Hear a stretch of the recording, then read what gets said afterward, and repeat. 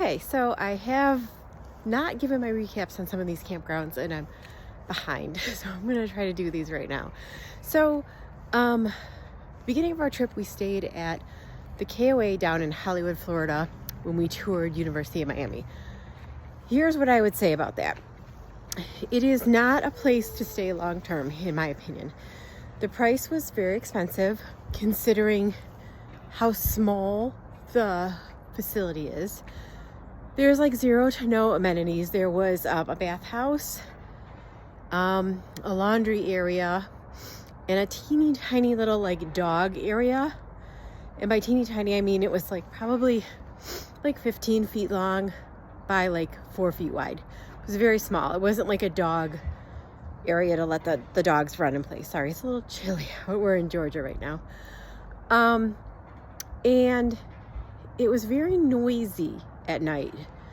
We were between where the campground is. It like I said before in a prior video, it's literally like a lot that they put a fence around, and there's maybe 30 sites. I'd be surprised if there's more than 30 sites, and they do have bungalows there, but it's very small.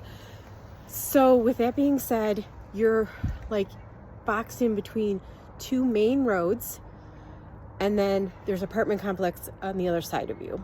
And at night, the first night we were there, the next morning I woke up and said to my husband, I feel like we were in a Fast and Furious movie, because all we heard all night was like race cars like zooming down the streets, followed by sirens, police sirens, ambulances, the whole nines.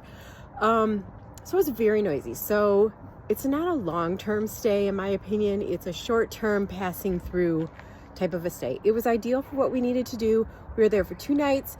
We had to tour University of Miami for Kenzie. So we were there, stayed the night, toured University of Miami, stayed the night, took off, went back north to go to Fort Wilderness and Disney. So for what we needed it to do, worked perfectly fine. It was overpriced again, in my opinion. It was overpriced. The lot was small, and it's actually was what my husband called was a buddy site, which I've never heard of before and we've never encountered before.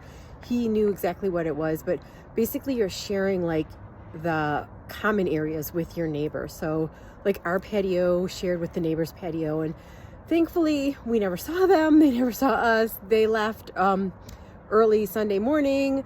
So Sunday afternoon, Sunday night, when we got back from the Bengals game and the tour of Miami, didn't matter really.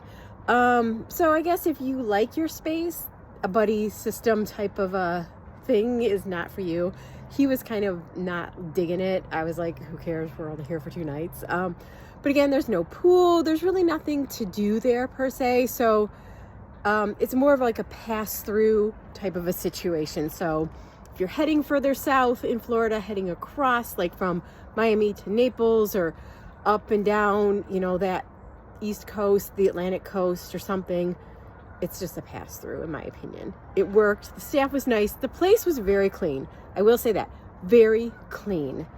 But all in all, not long-term. Not a long-term stay. At least not in my opinion. I need things to do. I need a pool, especially when you're in southern Florida. I need a pool. So anyways, that's my recap on the KOA in Hollywood.